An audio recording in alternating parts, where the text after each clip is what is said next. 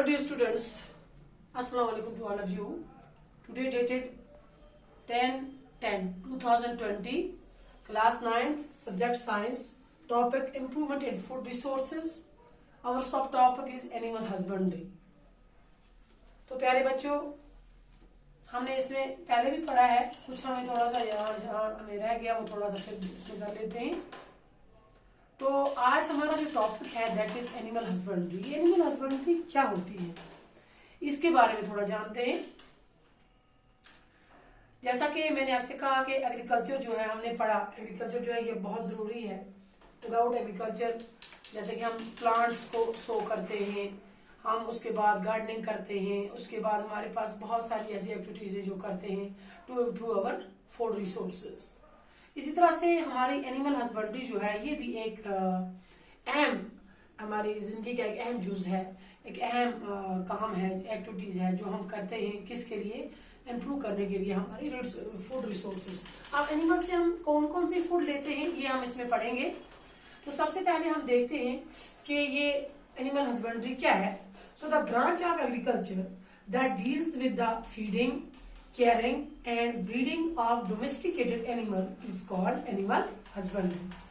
वो साइंस की, वो एग्रीकल्चर की वो ब्रांच जिसमें हम फीड करें, मतलब खिलाएं, केयर करें, देखभाल करें और ब्रीड करें, डोमेस्टिकेटेड एनिमल्स अपनी नस्ल पैदा करें, उसको हम कहते हैं एनिमल हस्बेंड्री।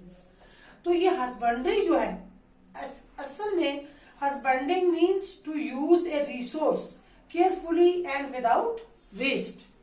मीन्स के ऐसा रिसोर्स जिसको हम केयरफुली क्या करते हैं, विदाउट वेस्ट हम इसको क्या करते हैं, केयरफुली हैंडल करते हैं। एनिमल फार्मिंग या एनिमल हस्बेंड्री जो है requires planning for domestic animals, shelter, breeding, health, disease control and proper economic utilization. So our domestic animals are livestock जो है include those animals which are raised for farm purpose। जैसे कि हमारे पास cattle, काव आती है, बुल है या ऑक्स है, बुफेलो, याक, हार्स, एस, गोट, शीप और केमल। ये जो एनिमल है इनको हम किस लिए करते हैं, किस लिए हम डोमेस्टिकेट करते हैं, किस लिए हम रेयर करते हैं, किस लिए पालते हैं, इनको दूध के लिए पालते हैं, है ना। इनसे हम दूध हासिल करते हैं या हम इनको हमारे पास इसकी 3 तरह से इस्तेमाल होते हैं, 3 तरह के पर्पस के लिए हम इस्तेमाल करते हैं, मैं बता रही हूँ अभी। तो जैसा कि आप जानते हैं हमारी कंट्री जो है, हमारी कंट्री जो हमारी पॉपुलेशन बहुत ज्यादा बढ़ रही है। So with the increase of population जो हमारी क्रॉप प्रोडक्शन की नीड है या एनिमल प्रोडक्शन जो एनिमल प्रोडक्शन करने की हमें नीड जो है वो इसलिए है क्योंकि हमारी जो पॉपुलेशन है वो क्या है, इंक्रीज हो रही है, हमारी पॉपुलेशन इंक्रीज हो रही है। तो इससे हमारी डिमांड जो है वो भी बढ़ रही है। So the production is also भी increase to meet the demand for milk, meat and egg.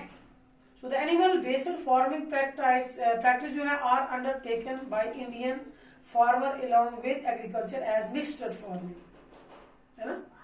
तो हमने क्या किया है, दिस सेक्शन ऑफ चैप्टर जो है हमारा ये वाला।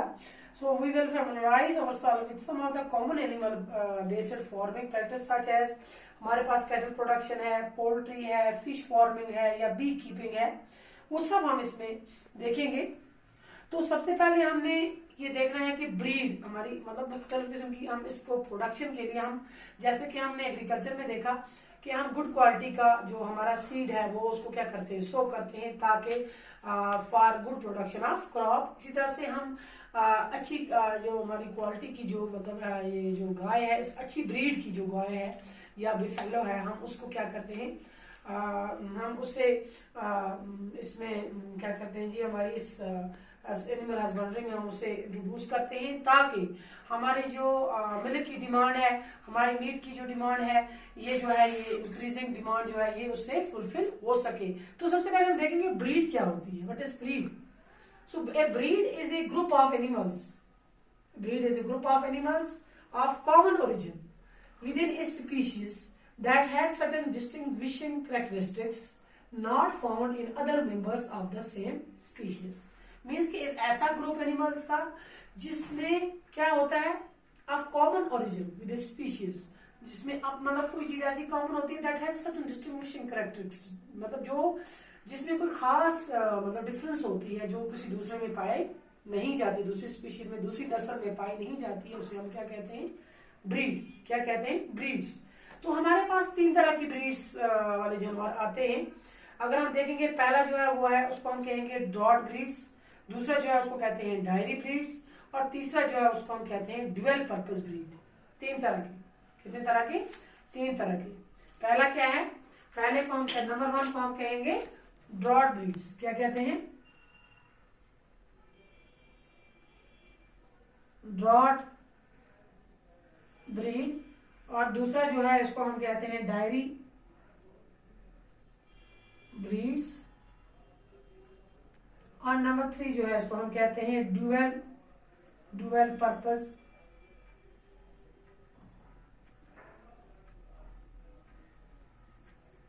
ब्रीड्स। 3 तरह के आते हैं।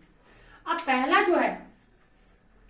जो ड्रॉट ब्रीड है, मतलब हम जो गाय पालते हैं या हम बैल पालते हैं या हम मिसाल के तौर पर पोल्ट्री बर्ड्स पालते हैं या हम मतलब बकरी पालते हैं या हम घोड़ा पालते हैं, इनके अलग अलग काम है, इनके अलग अलग काम है।